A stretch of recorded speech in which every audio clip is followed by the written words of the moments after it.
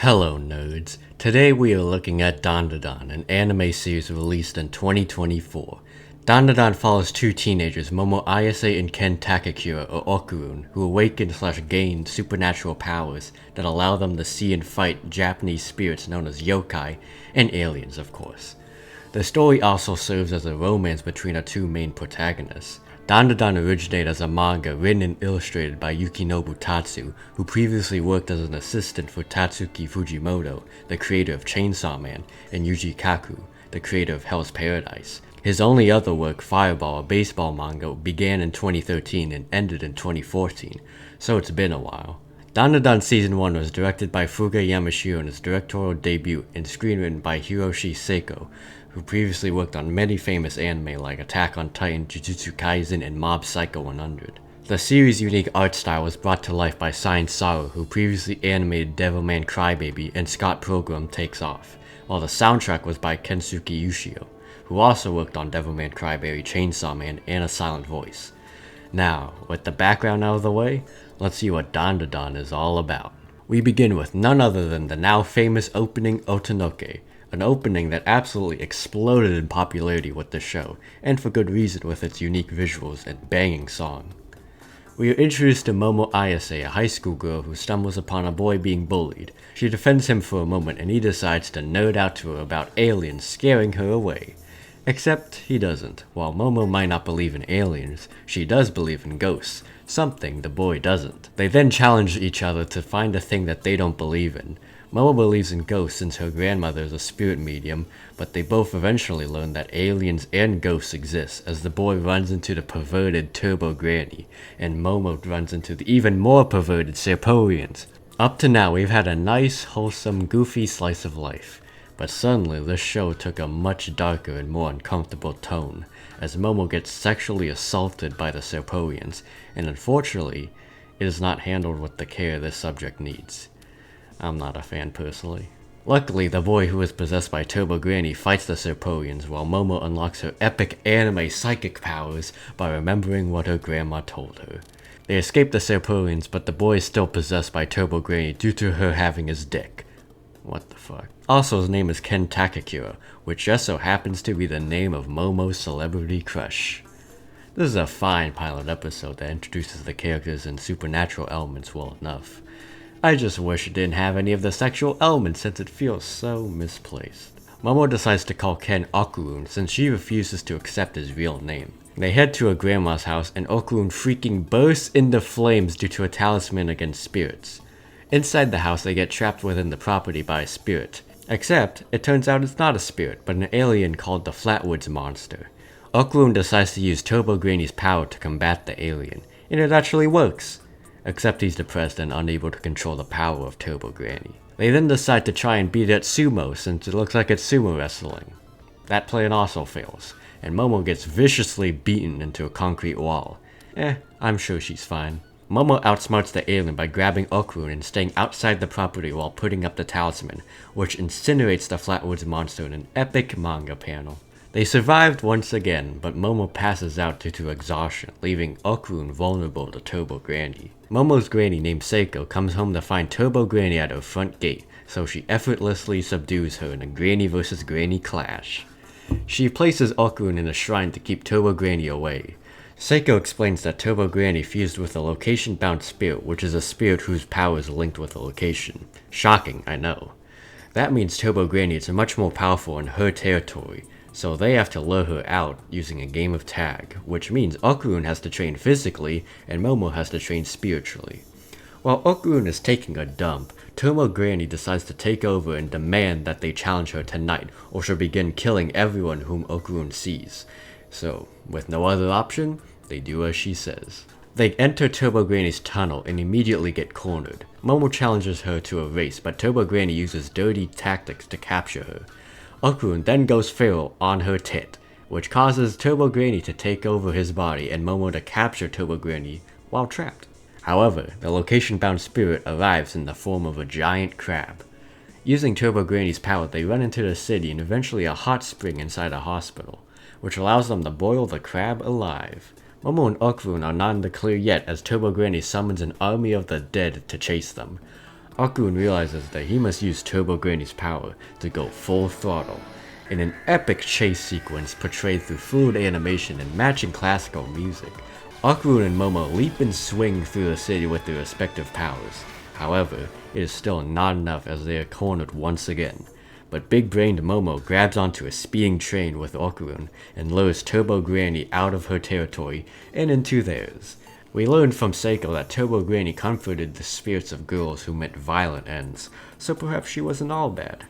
But she decided to interfere with the living. Seiko believes that the living and the dead must mind their own business in order to coexist. After everything they've been through, Okurun realizes it's time to say goodbye to Momo. But Momo reassures him that's not forever. Nice. The best episode so far. Back at school, Okurun and Momo are dying to see each other while stuck in classes, but when lunch arrives, their processes of locating one another cause them to avoid one another. They believe the other one is avoiding them, but they eventually meet teeth to teeth. Momo gets embarrassed in front of her friends, which eventually causes her to actually avoid Okurun. Okurun then runs into a sweet girl who turns out to be a conniving asshole, someone Momo wants far away from her man. Okurun tells Momo and Seiko that his balls are still missing. They pull out whatever's stuck inside him, and it turns out to be the notorious ball thief, Turbo Granny, who possesses a Maneki Neko doll. She survived by possessing Okurun again, however her consciousness is stuck inside the doll, and Okurun still has her powers, which means she's out of luck. They demand Okurun's testicles back, but she says she dropped them somewhere. How careless. Okurun's balls have turned into golden balls, which Momo and Okurun look to no avail. But it turns out the pink-haired girl from the last episode named Aira picked up one of them. And because of that, she can now see spirits and Momo's powers, leading her to believe Momo is a demon that she is destined to vanquish because she's so pretty. Turbo Granny is also at school with Momo and Okurun, and she said she saw a strange woman.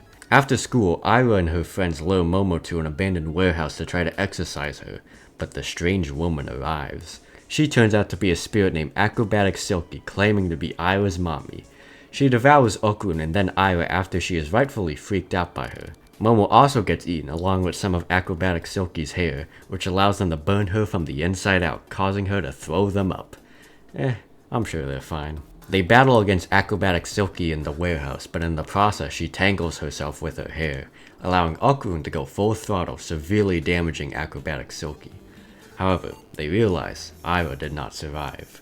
They try to resuscitate her, but it doesn't work, so Acrobatic Silky, in an attempt to save her daughter, sacrifices her ore in order to bring Aira back to life. Momo connects their ores as we flash back to a different time. In this gorgeous yet melancholic flashback, we see who Acrobatic Silky was.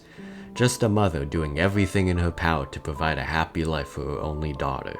There's a certain uneasy feeling watching this because you know something tragic had to have happened in order for this mother to turn into Acrobatic Silky, and given the context we have, it narrows it down.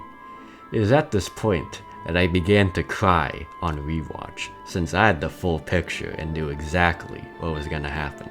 So seeing these two so happy, with this beautiful score, was hard to watch. I was dreading watching this episode again, because of the following scene. The mother gets brutally beaten, and the daughter gets kidnapped by loan sharks. The cries from both of them are ear-piercing.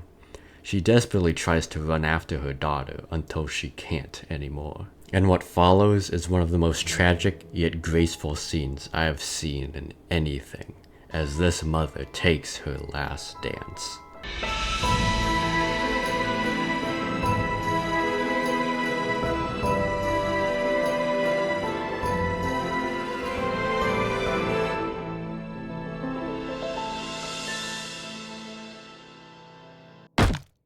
As a spirit, she wanders and forgets, which results in her eventually confusing Aira for her own daughter.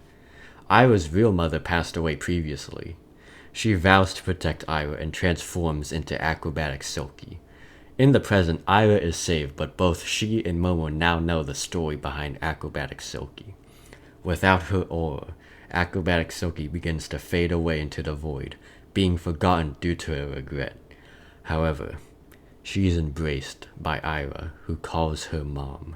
She prays for her and her daughter to be taken to a kinder world. As acrobatic Silky fades away, Ira will never forget her. I am stunned. This was not only a masterpiece of an episode, but it feels like it came from a completely different show. This episode was so tonally and stylistically different that it's shocking.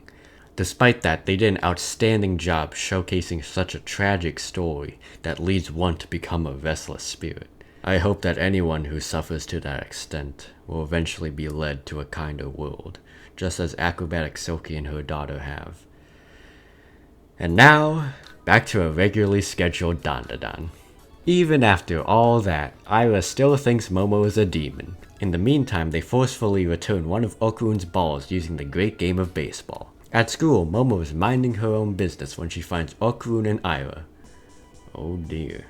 Turns out, Ira likes Okurun, and despite being the popular girl, she has zero romantic skill, and decides that non-consensual kissing is the way to confess feelings. At this point, I can't tell if I should hate, love, or fear Ira. Momo is rightfully pissed from her point of view, but this drama will have to wait as they once again get trapped by aliens, this time at school. Momo gets stalked by freaking Shin Godzilla, while Okurun and Ira are confronted by the Serpoians. Oh no, I don't like where this is going. They want their hands on Okurun's powers. But lucky for us and Okurun, Ira has inherited the powers of acrobatic Silky. Hell yeah. She and Okurun have a tough battle against the Serpoians until Momo arrives to help. The Serpoians also have help as they hired a mantis shrimp and Nessie. Nessie transforms the realm into a completely water-based one, giving the advantage to both Nessie and the mantis shrimp. Ira gets knocked out by the mantis shrimp, and in the middle of all of this, Okurun and Momo decide now is a great time to address the drama between them. Really? Good thing everyone gives them the time to do so. The trio decide to strip in order to move better in the water. Really not helping your case, show. As the Serpoians merge with Nessie and the mantis shrimp. Momo comes face to face with the alien, and using her big brain once again, creates an air pocket as the alien tries to strike with full force, causing their arms to implode without the protection of the water. Ira, using acrobatic Silky's hair, gives Okurun, using Turbo Granny's power, a path to run and go full throttle, destroying the aliens and saving Momo in more epic manga panels. Hooray! The day is saved, and they are all transported back to school without any clothes. Oh boy. A nicely animated episode, I might add, with some very yellow and green color palettes. While Momo and Ira wallow in their embarrassment, Okurun puts his theory cap on and believes that the yokai, or spirits of Earth, have prevented aliens from invading, which is why aliens are trying to learn more about the yokai through humans who gain their powers. Ira, in her first public selfless act, tells the truth about Momo, saying that she isn't a bad person after spreading rumors about her.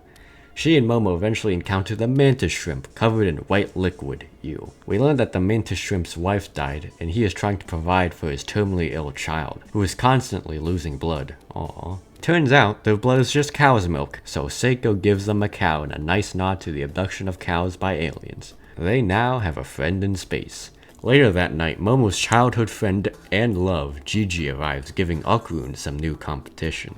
Turns out Gigi will be living with Momo because his parents are hospitalized. Despite Gigi's presence, Momo still sends her usual cute signals of interest to Okurun. Gigi's new house turns out to be haunted by a powerful spirit that has caused the suicide of multiple spirit mediums. Seiko is recommended to him, but she can only use her powers within her territory, which means it's now Momo's job. Okurun tries to lock in at school but continues to be overshadowed by Gigi. However, that'll have to wait as an anatomical model runs straight at them, and he has Okurun's other golden nut. Okurun decides to go full throttle as Momo tries to stop the model, with Gigi hanging on for dear life.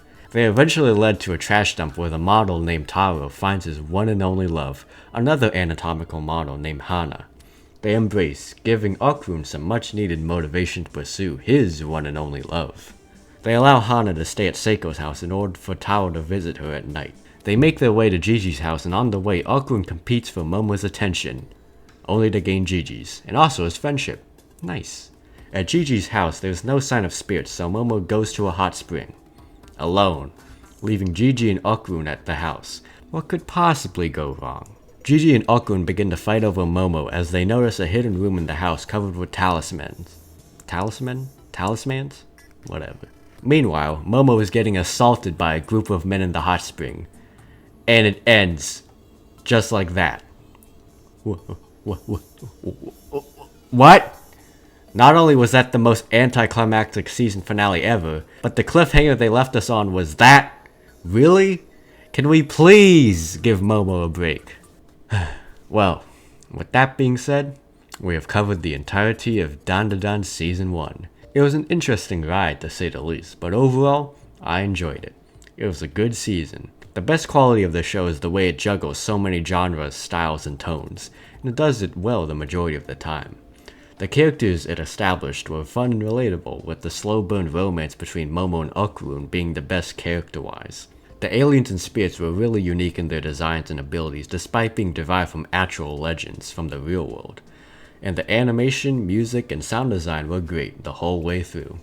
The voice acting especially, I believe, was very well done, as each of the voice actors put their everything into portraying these sometimes over-the-top characters. The peak episode will go to A Kinder World, and what more can be said about that episode? It completely stands on its own as a heartbreaking tragedy that relates to the deeper side of the spirits that inhabit the world of Dandadan. Honorable mention goes to kicking Turbo Granny's ass for being the most action-packed and dynamic episode of the show. The weak episode will go to Let's Go to the Cursed House for its underwhelming plot, especially for a season finale. And there you go, Dandadan Season 1 was released in 2024 and instantly became one of the most popular anime of the 2020s, and got renewed for a second season. Can it continue to ride the wave into Season 2? We'll have to find out. And as always, thanks for watching.